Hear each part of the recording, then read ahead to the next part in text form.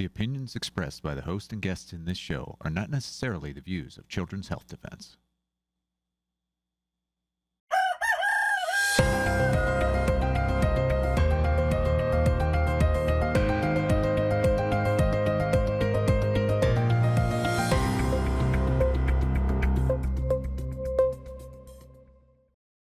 It is a new day when senators and representatives want to associate themselves with Children's Health Defense. Why? Because we're telling the truth and they know that. And because people are listening to us and they know that. We have a program that's really just all-star. Senator Ron Johnson, Rob Schneider, Senator Rand Paul, former Major League Baseball player Noah Syndergaard, and many, many others. Pretty much for the first time, they are standing beside us. So we're in a new era. I greatly appreciate your dedication, beyond steadfast, to truth. Once you know the truth, you can't unknow it. I want to thank Dr. Mary Howland and Children's Health Defense for continuing to advocate for medical freedom, informed consent, and government accountability. I want to applaud everybody involved in this movement for having the courage to open their eyes to see the truth, and then to try and get more people to open their eyes. We're here promoting Senator Ron Johnson's bombshell report that is revealing the FDA knew about injuries and deaths caused from the COVID shot. We were able to uncover what I consider is the biggest government scandal in my lifetime. Peter Marks knew the algorithm was going to hide safety signals, and he was shown safety signals, and he continued to lie to the American public. People lost their lives. People are permanently disabled because they didn't do their job. We're calling to stop the shots. Fraud is just as high as the day is long. Think of the lives saved, that the adverse events avoided, had he done his job and warned the medical community. There were actually data that spoke to significant risks with the COVID-19 vaccines that they were obviously ignoring. 1.6 million reported adverse events, 39,000 reported deaths, and we've got to stop that. There is just no reason to keep these on the market. When you come to DC, you just tell it like it is, and hopefully people listen. During the largest pharmaceutical rollout in human history, pharmacovigilance did not exist. That was the betrayal of our time. Vaccine science has a long way to go, and it's not going to be making any headway with Big Pharma lobbying against it. And there are so many holes in what has been studied with the vaccination schedule, and CHD seeks to be able to plug up those holes. And we're not just about vaccines. We talked here today about wireless radiation. These wireless towers, these things are directly impacting people's lives, but they have absolutely no voice in it. We're surrounded by it. I just want to help bring awareness to potential dangers of just being around it 24/7, 100% of the time. And we are getting an upwelling of demand to restore local authority over this infrastructure. Transparency is what makes consent possible. You cannot consent to what you cannot see or what you are not told. The policy should prioritize people, not corporations. The immunity that has been given to the pharmaceutical industry has been impunity. And we've got to end this idea that you can have something like liability-free medicine. I've been thinking more about liability. My dad was one of the few people who voted against giving the vaccine manufacturers liability protection. I'm for it, and I've introduced that. Ultimately, what Anthony Fauci was guilty of a lot of things, but ultimately he was guilty of funding dangerous research and then covering it up, and then trying to say it never happened. And so we look forward to getting his testimony. The country is demanding a change. We cannot have another COVID. Engage your elected officials. Meeting with your congressional representative, meeting with your Senate representative is powerful. They need to know your story. But real people showing up make a difference. We are walking from the Senate side to the House side to deliver this blockbuster report about how FDA officials hid the safety signals. CHD, this way. The president of Children's Health Defense is here. to deliver to the good congressman Senator Johnson's report. It's got very little traction in the media. We're about 50 of us here from that presentation with Senator Johnson. We're health freedom activists. We know that Representative Comer's done amazing things. Yes, excellent. The OGA, the lockdown report was awesome. Yes. We need support for Senator Johnson's report. It's so rare that you're going to be in D.C. If you want to go lobby your reps, oh my God, do that. And when you show up, it has a big impact. The future of our nation is dependent on one thing: children. And we're raising the sickest generation of children in our history right now. We're about holding those responsible accountable, and we're about putting in place safeguards. You can't be a decent human being and know what we have now come to learn and turn your back on it and close your eyes. Organizations like Children's Health Defense are incredibly important because they serve as an example of that commitment to doing the work. The power we have is the truth. I hope that people take away a great sense of encouragement and hope that the work that we are all doing together is making a difference. We can live to see a better day where people will be healthier, and where government and corporations will be forced to be more responsible, and where people will have access to the truth when it comes to life and death matters of their health. Thank you all so much.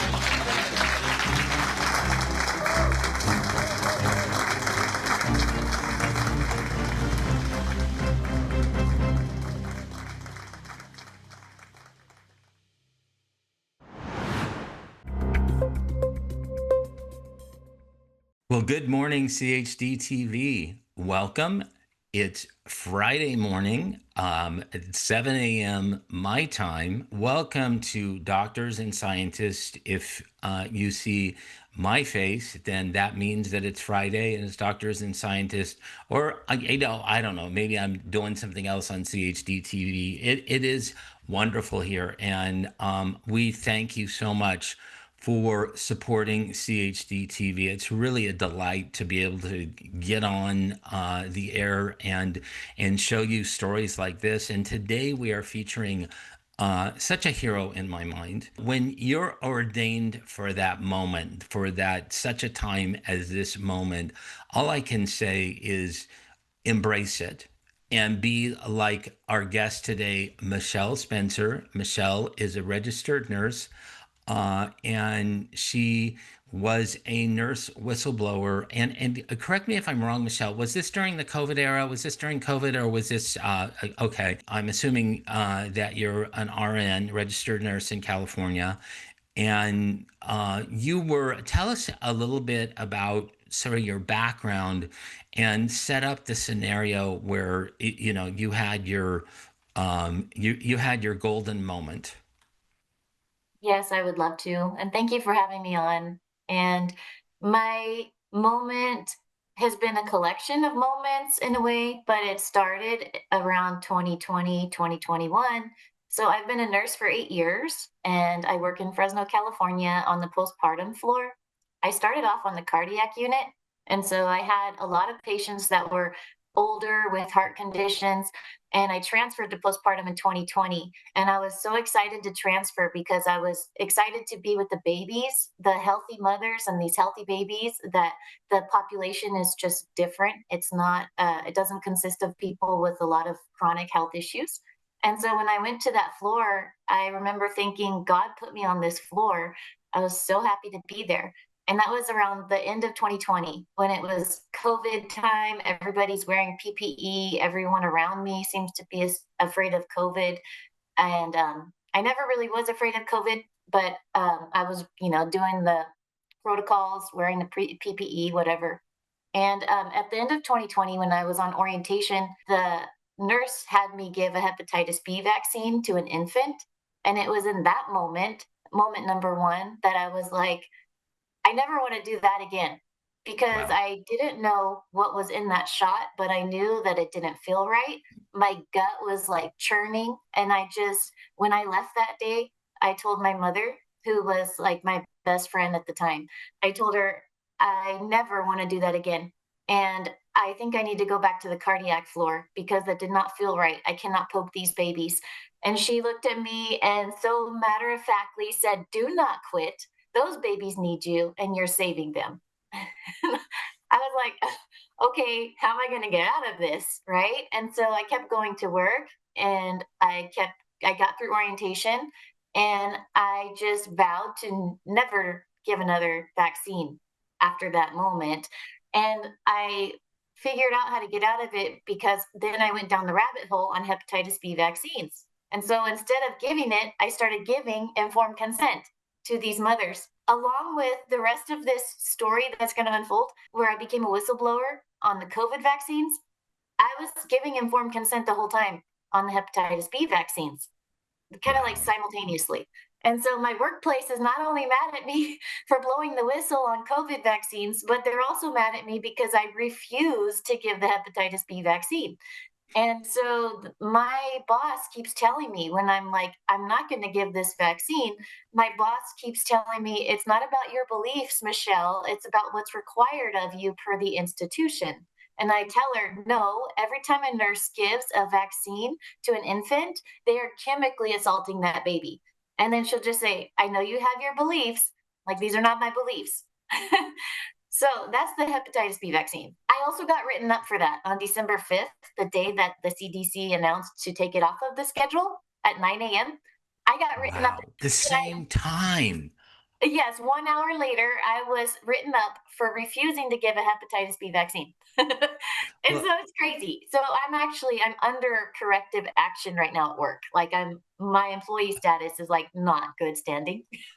I'm so thankful that you did that, though. And, just think of the babies that you're saving on that first day of life with, over 300 micrograms of aluminum salt adjuvants that are going right into that infant. Much of it does end up in the brain. And, it's impossible to really keep it out of the brain. So, thank you so much. I was smiling, the biggest grin when you said that you were under disciplinary action. That's not what that smile is for. The smile is for all the babies that are going to be so healthy because you're not giving the hepatitis B shot. Yes, I can make one thing very clear. If I am at work, that baby is not going to be injected with a hepatitis B vaccine. And I plant a lot of seeds every day, not only in the mothers, but in the employees around me, the other nurses. Because of me speaking out so much, most of the nurses around me also are very uncomfortable giving that vaccine now. And so that's a beautiful thing. And so that went off topic a little bit, but in 2020, we only had 4 stillborns. So that was the average number of stillborns for the year, every year since the hospital's been in business. 4 stillborns per year. In 2020, it was 4. Every year prior, it was about 4. So that's 1 every couple of months. Since the rollout of the COVID vaccine, which I already started going down the rabbit hole on vaccines by the time the COVID vaccine came out, I knew that the COVID vaccine was going to be a bad idea. It was going to be harmful for women, pregnant women, but they would go to their OB visit and the doctor would push the COVID vaccine. So since March of 2021 or springtime, we started having stillborns. I would go to work and there would be a stillborn. And so then I kept working all of 2021 and all the nurses around me would think or would say, did you get your COVID vaccine? And everybody, all they could talk about was get your vaccine. It was like they're in a cult, right? And so every time I would go to work, I'd be like, why are there these babies dying? Like every time I go to work, there was a dead baby. And so I only work 3 or 4 days a week. So what are the odds that every time I work only, there's a dead baby? We're in 2026. There's still a dead baby every time I go to work. Still in 2026. Incredible. And so the prevalence, I mean, have you said that 4 stillbirths through 2020, are you able to track in your unit how many stillbirths then has it been since 2021? Yes. So I write them down every time I go to work because I am good at documenting things. But because a nurse is supposed to document these things. So all of 2021, I'd go to work, I'd see a stillborn. and I'd say, what is going on? Why are these babies dying? And everybody was saying anything but the obvious. They're like global warming, moms aren't that healthy these days, pesticides, things like that. The only obvious correlation was the COVID vaccine around March of 2021. Now all of a sudden there's all these demises or stillbirths. So in 2022 in September, I went to work and I got an email first thing in the morning, and it said, it went out to like 200 nurses, and it said, as you all know, there's been an increase in fetal demises, and in the month of August, there were 22 of them. And that ties with the number. In 1 month. Yes. That's incredible. So it goes from 4 a year to 22 a month. Yes. And it said that's a record for the hospital, but it ties with July of 2021. And so from July 2021 to August of 2022, there's an average of 20 dead babies every month. To me, that's data right there, written in black and white from the pro-vaccine nurse educator of the floor. So I took that email, and the email got worse. It should have said, because of this increase in fetal demises, they call them fetal demises. I prefer stillborns, but because of this increase, we should find out what's happening, what's going on. This is a huge safety signal. It did not say that. It said, because of this increase, you nurses need to brush up on your policies and learn how to handle a dead baby's body. It was insane. It was heartless. So I took that email and I sent it to a friend who's friends with RFK, who was the CEO of CHD at the time. And she had his email because she volunteered in the Vaxxed 1 movie. Thank goodness. And so I sent her this email, and then she sent it to him. Then he took that email and he sent it to different reporters. He said, take care of this. There's a problem. And so these reporters started calling me and asking me if I'd speak out about this email. And I said, yes, of course. And so I started speaking out. I realized I could get fired from doing this, but I also just didn't hesitate because I felt like this is the right thing to do. I ended up on Del Bigtree's show in November, and my workplace saw me and they investigated me. And I thought I was going to get fired for speaking out. And they asked me all these questions, and they were trying to get me to admit to violating HIPAA. And I said I didn't violate HIPAA. I know better. And then at the end, they said, are you aware that it's against company policy to copy and paste an internal document? And I said, why are you wasting your resources investigating why I copy and pasted an email? You guys need to be investigating why babies are dying. Wow. And then they sent me back to work after that. And that is so good. I mean, you know, this is you can't really create movie scripts that are any better than this, Michelle. I know. I need a movie. And so the way that you said that matter of factly, like, okay, well, it came time to talk to reporters, and then I said, of course. It came time to be on the high wire with Del Bigtree, and I said, of course. You don't have any hesitation in your voice when you go out and do this. I love the way that you put things so matter of factly. Thank you. Yes, I definitely have had moments where I was afraid. Like right before I went into that meeting, I called Mary Holland because I had talked to a friend saying they're going to investigate me now. Actually, I had called Curtis Cost, and he said, call Mary Holland. Right. And I called her, and it was the first time I had ever spoken to her. And she said, yeah, just go into that meeting and be honest. You didn't do anything wrong. You're a whistleblower, and no matter what happens, you're going to be okay. And I prayed to God before I went into that meeting. I said, please, God, just give me the right words. Like, whatever is going to happen from this meeting, I trust your guidance. And before all of this, my mother had been killed by the hospital protocols in November of 2021, and she was treated inhumanely. And the whole time I was trying to get into the hospital to take care of my mother, who was my best friend, I was told, you cannot come in. It's our policy. And I just thought, why did this policy override my mother's life? Like, why? And so when my mother was killed, I told my brother that they messed with the wrong nurse. They shouldn't have killed our mother. And I will expose the evil in this hospital system for what it is. And I will never stop. And Wow. that was November of 2021. And so I was so angry that my mom had been murdered the way that she was, that when I received that email, I didn't hesitate, because I felt like you guys already killed my mother, and nothing's going to stop me now, Right. because I'm not going to stop. She told me, do not quit. Those babies need you and you're saving them. She told me that all the time. And so as this story unfolds, I just know that God is guiding me, because there's no other way this story would happen the way that it is if it weren't for him.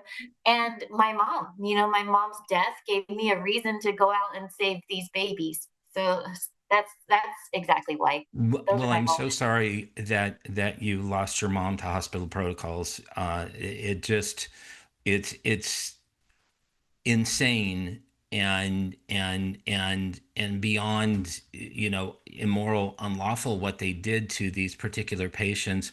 Were you able to access her medical records in terms of, what she was given and things like that? Was that something that the hospital allowed you to see? Yes, I did. I combed through every page of her medical records, and I told her not to let them give her remdesivir when I Right. dropped her off. And she kept declining medications. There was even a social work consult ordered because patient is refusing treatment. And my Hmm. mom was quoted in that medical record. Patient states, do not give her any medications without consulting with her RN daughter first. And they never Wow. consulted me on anything. And they just kept medicating her. So remdesivir was given, fentanyl, Ativan, um, arsenidib, all kinds of medications, insulin, heparin. She was being poked the whole time, and just completely just left in a back room to die, just drugged and I killed. am so It was sorry. awful. Yeah, I am thank so you. sorry. There's, after that type of loss, it's it's amazing, your fortitude to continue to do what you're doing. So, in this particular hospital, you're still employed there. I am. Yes. My There's like goodness, that's incredible. And currently under disciplinary action, and you don't have Mhm. to answer that or not. I am, yes, because of the refusal to give a hepatitis B vaccine. Hmm. And I was written up for refusing to provide standard of care. And I said, no, I'm not refusing to provide standard of care. I'm refusing to cause harm to a baby, because that Right. shot has 250 micrograms of aluminum. It's a toxic dose according to the FDA. And I'm not going to do that. And so they wrote me up. And then the HR guy said, do you have any questions? As he wrote me up. And I said, yes, did you hear the news today? And he said, I don't care about the news. I don't care about the CDC, and I don't care about the FDA. All I care about is that you're following the standard of care. So Well, how so bad if the is standard of that? care is wrong and killing people, then evidently that's okay. I mean, it was okay during COVID, right? I guess, but we're taught to do no harm. So I'm not going to cause harm.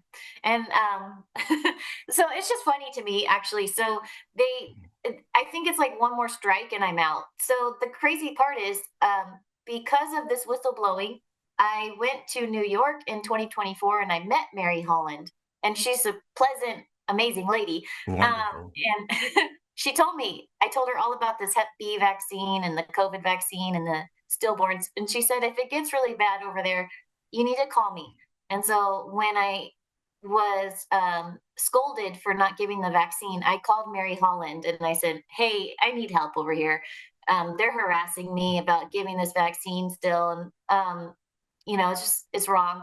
And so she connected me with Greg Glaser here in California. He's my attorney now to go after this lawsuit in the hospital for unethical business practices, hiding the data about these dead babies, and Mhm. for retaliation against a whistleblower.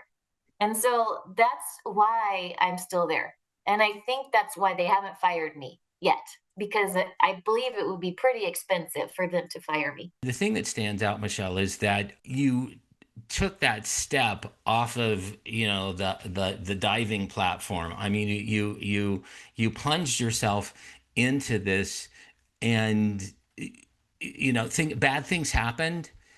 But for all intents and purposes, you're just moving forward, right? Okay, you didn't die, right? You move forward when you took that step. You do other healing work for individuals, and in fact, one of those individuals happens to be my son. You've actually had two remote sessions, and tell us a little bit more about that. I think that more people need to know what you're doing, and more people need to utilize at least your service or that type of service. I would love to. This is where I light up. So I felt honored to treat your son. I connected to him remotely, which I'm able to do through the quantum field. So not only am I a registered nurse where I'm helping give informed consent every day, planting a lot of seeds, helping mothers really advocate for young mothers who are in their most vulnerable state in their lifetime, most likely. But I also can heal remotely and in person from just being able to connect to people energetically. Not everybody's ready for this concept, but I'm telling you that it works. So, Right. my mother, I was saying she was my best friend. I mean, she wasn't always my best friend. Of course, being a daughter to a mother, you have your times during high school and stuff where you don't get along, of course. But as I became older and I learned how to heal, I helped. I mean, my mom let me practice on her a lot. And so in the last year before she died, I was doing NAET treatments on her in person almost every day. And so not only was I her daughter for, her my whole life, but I also became her healer. And so that was like the best year of my life. And I got to know her on a spiritual level. I got to know about her life before she ever had kids, like her, like things that she would have never told anyone, and she got to be seen and heard. Like it was just the biggest blessing. And so every time I would do a treatment on my mom, I would work on getting her blood pressure down naturally without medications. And Right. every time we would do a treatment, I would check her blood pressure, and it was high for the most part the first several months. But every time I would treat, I would check it again, and it would decrease by a few points. Before she got sick in November, so around like October, her blood pressure was normal. So it took about a year. But when she started, it was like 200 over 100 all the time for 40 years. And that's Wow. extremely high. And she would take medications once in a while before that. And it would never really work. And so she would just not take them and she'd get side effects from the medications and didn't like it. And so I was like, okay, so I'm just going to help you get your blood pressure down. And so for a year, I worked on my mom. And then before she died, her blood pressure was normal. And that was just from NAET treatments. And that's when I was starting. So I would do like one or two items at a time, and it would take a Right. very long time for me. Now I've done so many treatments that I'm very, very efficient. And so, and I can work on a lot of things in one treatment. And so when I connected with your son, it was an amazing experience because I could see and with my eyes closed that you two are connected, spiritually connected. You're one person. And so I could see he was telling me all these things. And you're telling me he's nonverbal, but I could hear him talking, saying that like he loves you and that he gets frustrated because he feels like he can't tell you, but then he knows that you know that. And so Right. and vice versa. It was just crazy to see you both connected like that, and it was a beautiful thing. And so, my goal with him was to help him to start speaking verbally, but I got to see all this magic unfold in front of me, and I do this all the time. I Right. see things. When you're looking at the quantum level, okay, we know that in four-dimensional space, that really every molecule in the universe is adjacent right next to every other molecule in the universe. So people like, oh well, how do you do that over distance? How do you do that over time? And we also know that based on quantum tunneling, that you can take an entity, split it, and then affect the one part of it in one region and the other part upwards, and they've done this miles apart, and they're still connected. There's an interconnectivity there. So you really are tapping into something that to me, from a quantum perspective, it is supported by science. So I'm excited about that. How did you train on that and develop your skills? I know that I've always had this innately, and we all do. I think Right. a lot of people lose touch as they get older, and you become part of the programming. I do believe that vaccines is a cult. The minute your baby's born, they want to start poking, injecting toxic stuff. It's removing you from that connection that you're born with. It's I might be getting a little bit too off topic here, but No, in no, my opinion, keep it's going. the nefarious programming. And it's meant to remove you, disconnect you from God. I believe innately, I've always had this. Everybody Okay. does. And when I was 21, because I often could think of someone before I was 21, and it would someone I didn't think of in like several years, and then like the next day I would see them, and or I'd have thoughts where later on someone would like say it out loud.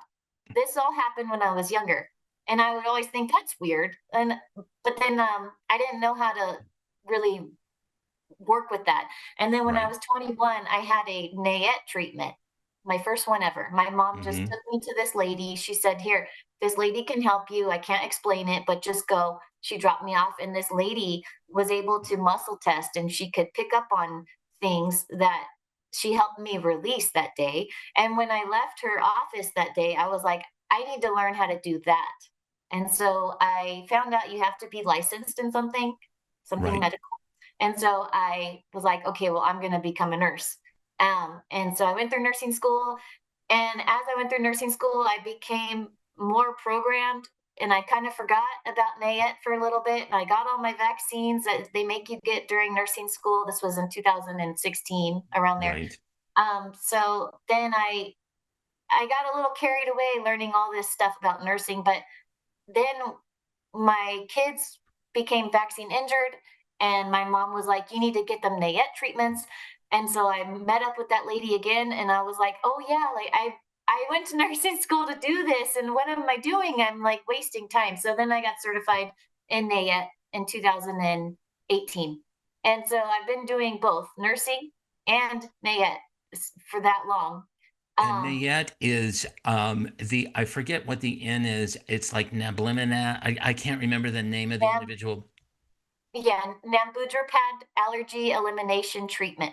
Right, And right. mhm, Nambutrapad. Thank you. yes, We used NAET. We started NAET really early on my son. I am very, very thankful for that because we keyed in on some foods that we knew were causing problems for him. And one of them was soy. It's really difficult to avoid soy. Soy is in a lot of different food and food substances. And by clearing his allergies, I mean, we did keep him gluten-free and casein-free for a long period of time, which was really helpful. But I think that being a NAET practitioner and then also thinking in the dimension that you think, was it NAET that gave you more of a willingness to try and step out and do this, or was that something that you were doing before? it was NAET because when I started doing NAET, I didn't really think about vaccines at all. And then I started having patients coming to me and they're like, oh, yeah, we don't vaccinate. And at first, I was like, what? That's insane. And then I started seeing more and more patients that were like, no, we don't do that. And I became like, you're right. Your kids are healthier because they're not vaccinated. And then I started treating for vaccine injuries with NAET, with the vaccine mix vial. And these kids were getting better. I had a little girl, well, she was 12. She got the MMR vaccine to go to school. She lives an hour and a half away, and she had been getting NAET treatments from me for a while. And her mom texted me right after she got the MMR vaccine. She said, my daughter, all of a sudden, she's really pale. She's having a panic attack. She's sweating and crying and doesn't feel good and vomiting. Can I please bring her to you and get a NAET treatment? She just got the MMR vaccine. And I said, yes, bring her to me. So she brought her in. She was pale, weak, and crying and just not herself. And I treated her. It took about 20 minutes. Within the 20 minutes, she was up, her color came back in her face, and she was playing with my daughter. Her fever was gone, and she felt fine within 20 minutes. And so it was that fast. That vaccine affected her immediately, and the NAET treatment helped her recover almost immediately. And so it's just, I saw that in front of my eyes. And so I've seen so many vaccine injuries and I've also seen so many kids make improvements after being treated for their vaccine injuries that people cannot tell me correlation doesn't equal causation or whatever. They can't say vaccines don't cause autism. They can't. I've seen it happen so many times in front of my eyes, and I've seen them make improvements after getting treated for these vaccines. And so NAET has completely changed my life. And I do body code remotely, which is a lot like NAET, except NAET is in person. But both of them can do amazing things for the body. Well, I'm so thankful that you are doing that. You've got a presence on Facebook. How do people follow you on Facebook? Yes, I'm on Facebook at Healing Ground. If people don't have Facebook, you can email me at healingground@yahoo.com. Healingground@yahoo.com. Yes. Okay. Thank you for your bravery and for stepping out in so many different ways. When your mom told you that you were saving babies, you really took that to heart, and you're continuing that. So I can't thank you enough for joining us today. Thank you so much. And thank you, everybody, for joining us for this important episode. Share, share, share. Michelle Spencer, RN, right here on Doctors and Scientists. Again, thank you so much for joining us, and have a great day.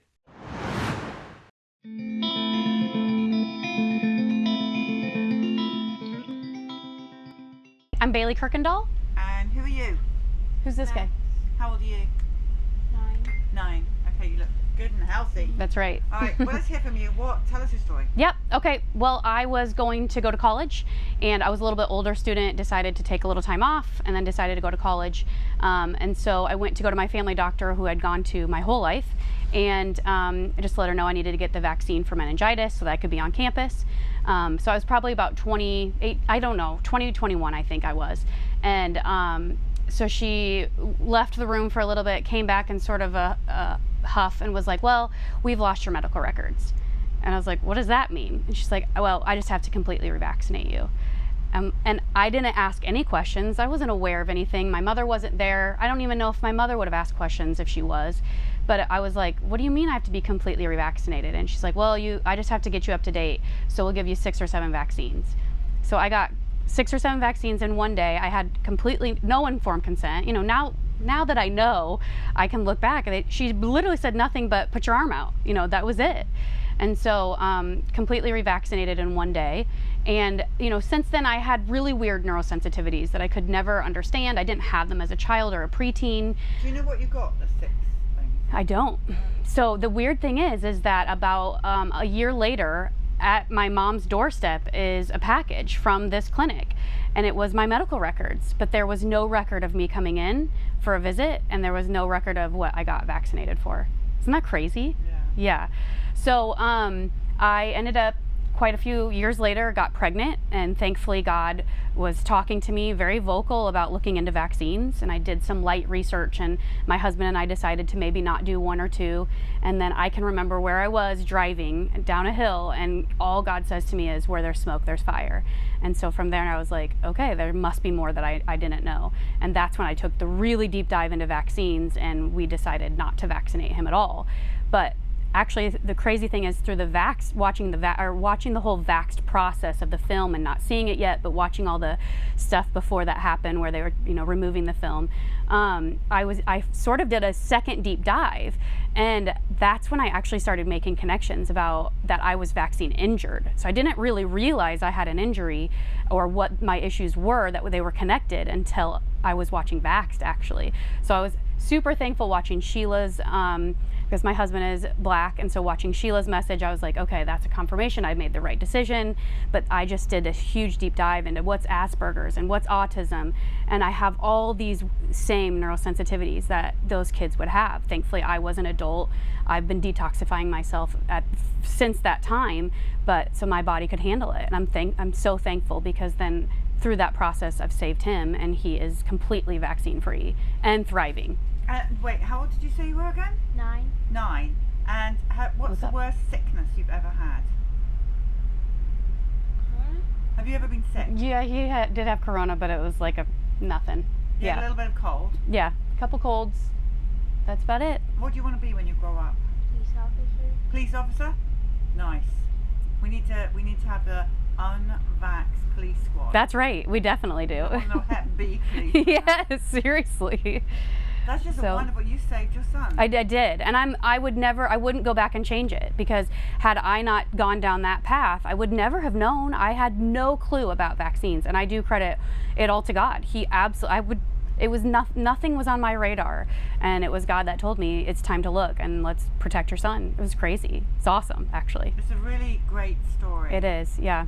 But yeah. It's also disturbing that they prey on you were young. Yeah. And there was nothing. I mean, I remember it quite vividly, because I was nervous when she was like, I'm going to completely revaccinate you. Of course, I'm like, oh crap, that's a lot of needles. So of course I was nervous. And so I remember it, and she left, the nurse came in, boom, boom, boom, I was vaccinated, and it was like, see ya. I mean, it was literally like I was a cattle, pushing me through the cattle prod, got my vaccines, and I was dispersed. It's crazy. And no questions asked, nothing. Thank you so much for telling the story. I really enjoyed listening to it. And I'm so glad that your mum is healthy. Oi! I'm glad your mum gave you the best gift ever. What do you think about that? What do you think of vaccines? I don't mean your phone. I mean the fact that you're toxin free. That's right. And what do you think of vaccines? They're not good. That's right. I just think it's so important that a lot of parents are not vaccinating their children. And in fact, I just met another mom just this week, and she's like, yeah, but my daughter doesn't know why she's not vaccinated. And I'm like, no. They have to know the why, otherwise they're not going to continue. So I think it's so important that people are telling their kids why they're not vaccinated, so that when they hit 18 and they can make all these medical decisions, they know their why. It's important. That's it. Thank you. Yep. Thank you. This and all CHD TV programming is made possible by generous support from viewers like you. Please consider making a contribution today to keep our programming going strong. Thank you.